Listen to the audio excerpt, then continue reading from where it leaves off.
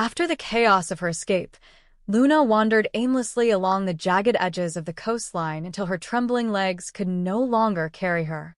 The sea wind cut through her like shards of glass, scattering her hair and the faint scent of salt into the air. She stumbled upon a derelict house tucked behind a wall of dead reeds, its windows shattered, its doors hanging loosely on rusted hinges. It was a place that time had abandoned, where even the waves seemed to whisper secrets no one dared to repeat. Inside, she collapsed onto the wooden floor, her breath shallow, her hands trembling around the small phone that still bore the last fragments of her strength. She typed the final message of her life. "Come alone, Will." Every word she sent felt like she was carving her heart into the device. She knew he would come. He always did when anger and guilt ruled him. The man she once saw as a storm had now become the only light she had left, even if that light burned her eyes. When she hit send, something inside her broke quietly, like a candle flame being swallowed by the wind. She leaned back against the wall, staring blankly at the cracks in the ceiling that mirrored the fractures inside her soul. It had been weeks since she had learned the truth from the prison doctor. The sterile words had echoed through the room like the ticking of a clock. Stage 4 carcinoma. Unstoppable. Untreatable. The doctor's pity had been worse than the diagnosis.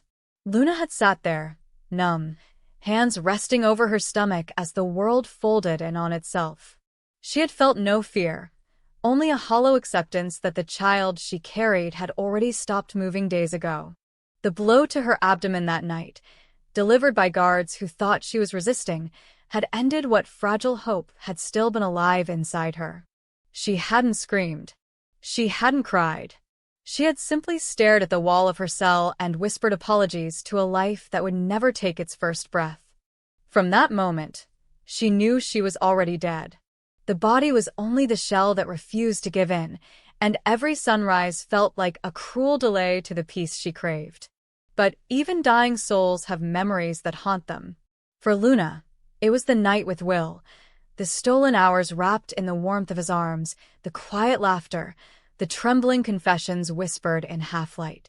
She could still remember how the world had seemed to stop, how his eyes had softened, how the sound of the waves outside had merged with her heartbeat.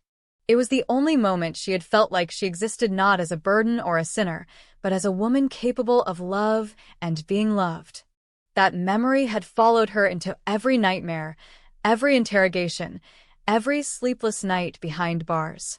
It was both her curse and her comfort, the last fragment of purity she owned. When Will finally arrived at the abandoned house, the air shifted. The sound of his footsteps against the damp wood echoed like a warning. Luna didn't look up at first. She knew his presence by the silence that filled the room, the silence of a man who had too many questions but no courage left to ask them. His eyes found her figure curled against the wall, thin and pale, her once bright skin now a canvas of exhaustion. The sight of her broke something in him. The anger that had fueled his pursuit drained away, leaving only confusion and fear. He had come to confront her, to demand answers about betrayal, lies, and manipulation. But what he found was a ghost, one that still breathed. Her voice, when it came, was fragile yet piercing, carrying the weight of confession. She told him about the diagnosis, about the doctor's quiet pity, about the child that would never be born. The words fell from her lips like shards of glass, each one slicing through the remnants of Will's pride. He couldn't breathe as she spoke. Every syllable seemed to twist around his chest, suffocating him in realization. She said she had hidden it from everyone, not out of shame, but because she no longer had the strength to fight. She had chosen to disappear rather than let anyone watch her decay. And yet, she needed to see him one last time, to give him the truth he deserved, even if it destroyed him. When she spoke of that night, the one moment of peace they had shared, her eyes shimmered with a light that hadn't existed in her since before the cell walls closed around her. She said that for all the pain, for all the chaos and misunderstanding, she would never erase that night. It was the one chapter of her life where she felt human again. Her voice cracked as she told him she loved him, not as a weapon or a plea, but as a dying truth. She said she had never used him. She had only wanted to feel alive before she vanished. And now, as her body weakened and her breath shortened, that memory was all she carried with her toward the end. Will's mind splintered under the weight of her confession. The woman he had painted as manipulative, dangerous, deceitful, she was none of those things. The anger that had driven him for months disintegrated into something raw and unbearable. He saw in her the wreckage of his own choices. Every accusation he had hurled, every cruel word, every moment of disbelief now returned to him like echoes in a tomb. The guilt was so consuming it left him trembling. The realization that he had pushed her further into despair than the world already had struck him with brutal clarity. He sank to his knees beside her, his thoughts spinning out of control. He remembered how his father, Bill, had warned him to stay away from her, how Katie had pleaded with him to think rationally, to protect the Spencer name. But none of that mattered anymore. The empire, the power, the legacy, they were dust compared to the fragile girl before him who was fading faster than the tide outside. For the first time in his life, Will felt powerless in the face of something he couldn't buy, silence, or command. Her breathing grew shallow, her voice barely audible as she said that death didn't frighten her anymore. What frightened her was being forgotten. She wanted someone to remember that once she had loved. And Will promised, without words, that he would. But promises couldn't stop the inevitable. She leaned her head against his chest, closing her eyes, her body trembling as the cold seeped into her bones. For a terrifying moment, he thought she was gone. But then her fingers moved weakly against his hand, and he realized that as long as she was still breathing, he had a chance. That realization shattered him. Will had never believed in redemption. He had been raised to conquer, to protect his family's empire at any cost, to see emotions as weakness. But Luna's confession rewrote everything he thought he knew about strength. It wasn't about dominance or control, it was about compassion, the willingness to fight for something beyond oneself. As he held her fragile body, his mind raced with a single purpose: to save her. No matter what it took. He stood, lifting her into his arms, feeling how light she had become, as if death had already claimed half her soul. He carried her out of the house, through the biting wind, toward the car waiting beyond the dunes. The night sky above was ink-black, moonless, like the uncertainty that stretched before them. Every mile he drove toward the city was a war between desperation and hope. By the time he reached the hospital, Luna was unconscious. Doctors swarmed, questions shouted, forms signed. Will didn't hear any of it. His only thought was that he would not lose her. Not to cancer, not to the system that had already crushed her. In the days that followed, Will became a force no one could contain. The news of Luna's condition spread quickly, and with it came scandal. Reporters circled like vultures, questioning his motives, his sanity, his loyalty to his family. Bill Spencer, furious, demanded he cut ties with her immediately. Katie pleaded with him to protect himself, to think of his future. But Will refused to listen. He emptied his accounts, hired private oncologists, assembled a team of international specialists, and filed emergency petitions to overturn her prison sentence. Every move he made was a declaration of war, not against the world, but against his own guilt. He faced threats, legal roadblocks, and public humiliation. The Spencer name became entangled in controversy. Yet Will didn't care. Every night he sat beside Luna's hospital bed, watching her sleep, counting the slow rhythm of her breath. The machines beeped softly, like fragile lullabies. Sometimes she would wake, her eyes searching for him, and he would whisper that she was safe, that he would find a way. Other nights, he simply sat in silence, unable to speak, because every word seemed too small for the storm inside him. He learned everything he could about her condition. He read medical journals, interviewed doctors, and negotiated with research foundations. He used every ounce of influence he had, every connection, every dollar, to buy her a chance. The legal system tried to deny her access to treatment, citing her criminal record, but Will countered with lawsuits, appeals, and threats that shook the corridors of power. He was no longer the obedient heir to Spencer Publications.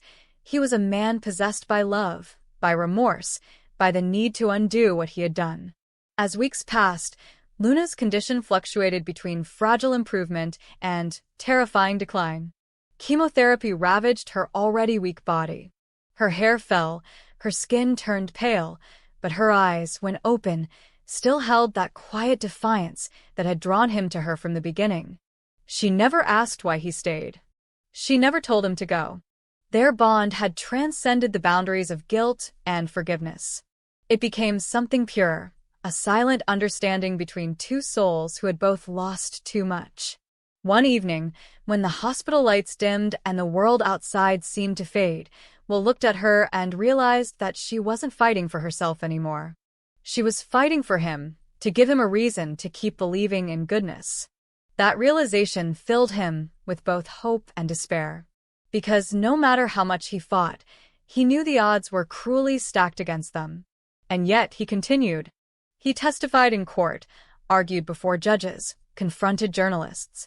He tore down the walls of his own privilege, exposing his family's hypocrisy and corruption to buy her a chance at freedom and care. Each act of defiance brought him closer to losing everything, his inheritance, his reputation, even his family's love. But none of it mattered anymore. Luna had given him something his wealth never could, a soul. The climax came when the courts finally granted temporary release for medical reasons. Will signed the paperwork with shaking hands, his heart pounding as if he had just pulled her back from the edge of a cliff. Luna, frail but smiling faintly, looked at him with gratitude too deep for words. They left the hospital together, walking into the sunlight for the first time in months. The sea breeze returned, gentler now, as if forgiving them both. But fate is rarely merciful. Her cancer was too advanced, her body too fragile. No treatment could rewrite what had already been written.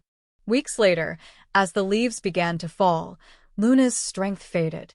One night, while resting in a small seaside clinic that Will had built for her rehabilitation, she took his hand and whispered that she was ready.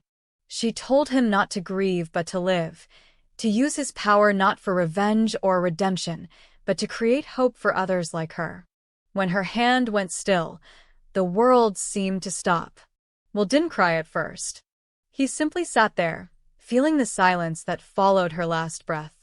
Then the tears came, raw, unrestrained, endless. He buried her near the cliffs where they had first met, overlooking the ocean she had always loved. And as the waves rolled below, he made a vow that her death would not be in vain. Months later, a new foundation emerged, the Luna Project, dedicated to providing treatment and legal aid for women prisoners suffering from terminal illness.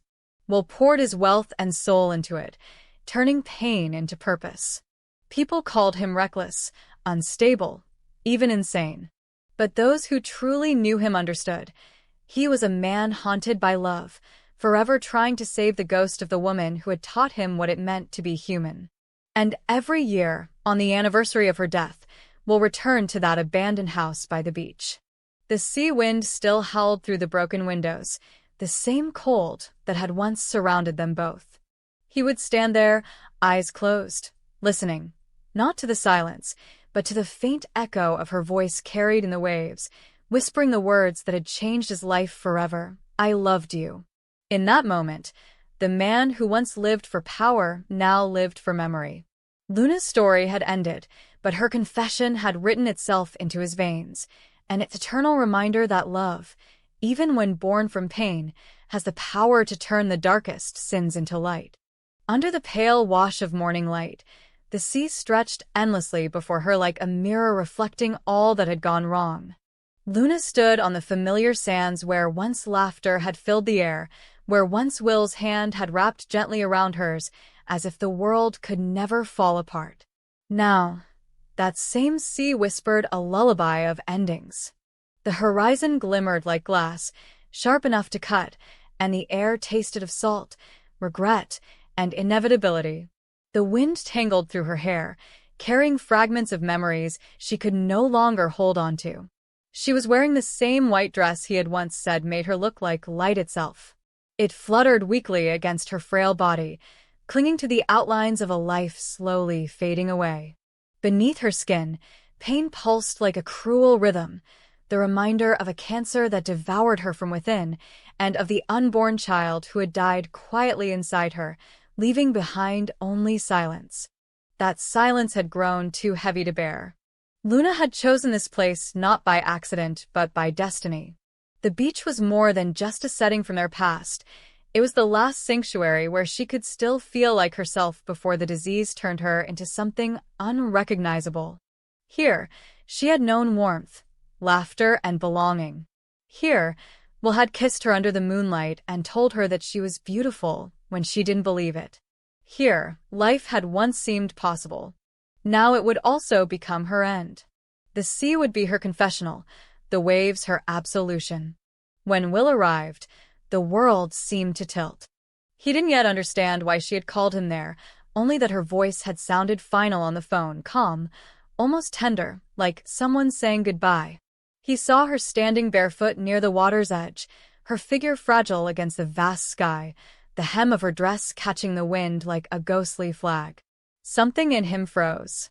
There was an instinctive fear, an animal awareness that he was about to lose something irreplaceable. His throat went dry as he called her name, and she turned slowly, her eyes heavy with sorrow but shining with an otherworldly peace. Her confession came softly, as though every word was a drop of blood leaving her heart. She told him the truth she had hidden behind a brave smile, that the cancer had spread too far, that no treatment could save her anymore, that every night she woke screaming from pain no medicine could numb. And then, with a trembling voice, she spoke of the child, how it had stopped moving inside her weeks ago, how she had known it was gone but had pretended otherwise because the illusion of motherhood was the last thread keeping her alive. Her tears mixed with the sea breeze, and she said she couldn't endure another sunrise. The pain wasn't just physical, it was spiritual, the ache of carrying death within her while pretending to live. She had come to the place where life had once felt real to let go, to sink beneath the waves wearing the dress he had loved, so that when he remembered her, he wouldn't see the disease or the ruin, only the girl from that night. Will felt his world collapsing. Every accusation, every harsh word, every time he had called her a liar or a monster came rushing back to him with the force of a storm. He had built walls of anger to protect himself from the chaos she brought into his life, but now those walls crumbled. All he saw before him was a woman whose strength had been spent, whose body had become a battleground between pain and memory. His chest tightened as she stepped closer to the water, her bare feet sinking into the wet sand. She told him that the night they spent together, the night she called their sweet night, had been the only right thing she had ever done. Her voice trembled as she said she had never loved anyone the way she loved him. For a moment, Will forgot how to breathe. He had imagined this woman as dangerous, unpredictable, a curse he couldn't escape. Now she was telling him that her only peace had come from him, from the warmth of his arms, the sound of his heartbeat, the illusion of safety he had given her for one fleeting night.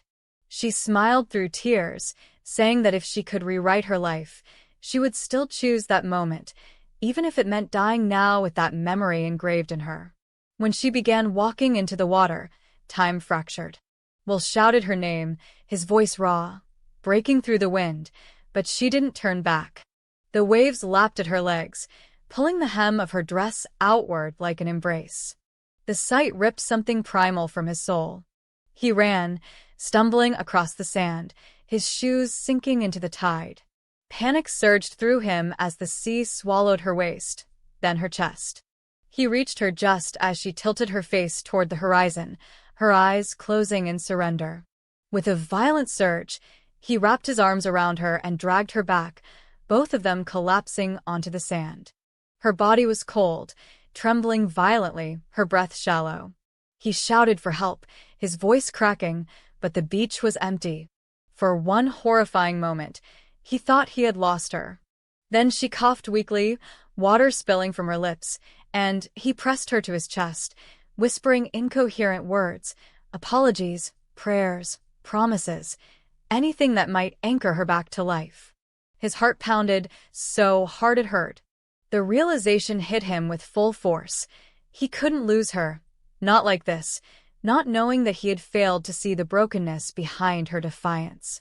What happened next was chaos in motion. Will's instincts as a Spencer, as a man raised in power and control, took over. He pulled out his phone, barking orders with a desperation no one had ever heard from him before. Within minutes, the beach that had once been their private haven became a war zone of urgency. Helicopters thundered overhead. Emergency vehicles blazed across the sand. Teams of doctors, paramedics, and security guards moved with machine-like precision, following his commands. Portable medical units were flown in. Oxygen tanks hissed beside her. Monitors flickered with unstable readings. Every inch of the beach turned into what journalists later called the Spencer battlefront, a battlefield where one man fought against death itself. Will knelt beside her as doctors worked, his hands trembling, his eyes never leaving her face. He whispered that she wasn't allowed to give up, that her life meant something, that she mattered more than she would ever believe. Luna's eyelids fluttered, her lips parted slightly, trying to speak, but no words came. He gripped her hand tighter, feeling the faint pulse under his thumb like the fragile ticking of time running out. He had always been surrounded by wealth, influence, control, but none of it could command life or death. And yet, for her, he would defy every law, bend every rule, destroy every barrier until hope became tangible. Hours passed like seconds. The sun sank into the horizon, staining the sea red, an omen, a promise, a wound. Luna was stabilized enough to be airlifted to a private hospital, her body covered in blankets, her face pale as porcelain. Will followed the helicopter in his car, refusing to rest, his mind trapped in a whirlpool of guilt and determination. He replayed her words endlessly, the confession, the love, the acceptance of death, and each time they burned deeper into him. He had once believed that loving her was his weakness. Now he saw that it was the only thing that made him human. In the days that followed, the hospital became his second battlefield. He summoned oncologists from across continents, ordered specialized equipment, and converted an entire floor into a private care unit. His father, Bill, stormed into his office demanding explanations, accusing him of losing perspective, of tarnishing the Spencer name. Will didn't flinch. He told his father that for once in his life, the family fortune would serve a purpose beyond greed and reputation. Katie begged him to let go, to accept the inevitable. But he refused to listen. He didn't believe in fate, not anymore. He believed in redemption. Luna drifted in and out of consciousness, her body a fragile shell of what it once was. Sometimes she would awaken to find Will sitting beside her, exhaustion etched into every line of his face, his hand wrapped around hers as though it alone kept her tethered to life. She would whisper his name, and for a moment, the pain would ease. Other times, she would cry silently, not from the disease, but from the unbearable sight of his suffering, the man who had once despised her now sacrificing everything for her survival. She told him he didn't owe her this, but he only shook his head. He wasn't saving her out of duty. He was fighting because she had given him something worth believing in. As days turned into weeks, the world outside began to watch.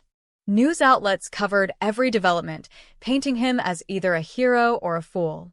Headlines screamed about the scandal at Spencer Beach, the billionaire's son waging war against death for a woman once branded as a criminal. But Will ignored the noise. The only thing that mattered was the steady rhythm of her heart monitor, the fragile proof that she was still here. And then, one evening, Luna asked to see the ocean again.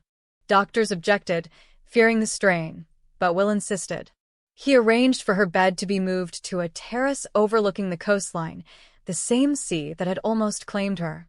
Wrapped in blankets, she watched the waves roll against the shore, her eyes reflecting both peace and pain. Will stood beside her, silent, his heart breaking and mending in the same breath. She told him softly that she had once wanted to disappear beneath those waters, but now she understood that life, even in pain, was still a gift. She thanked him for reminding her that she was still worth saving.